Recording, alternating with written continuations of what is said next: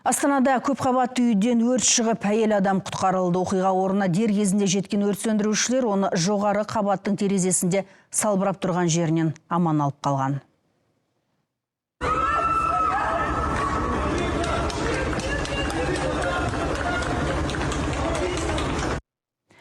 Жетінші қабаттағы пәтерден тілсіз жау сағат 2-лер шамасында тұтанған.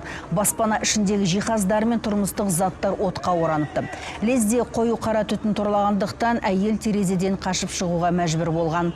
Тіпті жанға ұсап балконнан секірмек болыпты. Бірақ 7-ші қабаттан қарғып кетуге жүрегі дауламаған. Сондықтан салбырап тұрған әйелді құтқарушылар 6-ші қабаттағы терезе арқылы бір ажалдан арашалап қалды. 7-ші қабат пәтерінде үй заттары мен жиһаздары өртеніп жатқаны анықталды. Өрт сөндірушілердің күшімен 7-ші қабатта балконнан әйел адам құтқарылды. Өрт сағат 2:25 толығымен сөндірілді. Өрт сөндіруге Астана қаласының төтенше жағдайлар департаментінің 12 адамы және 3 бірлік техника жұмылдырылды.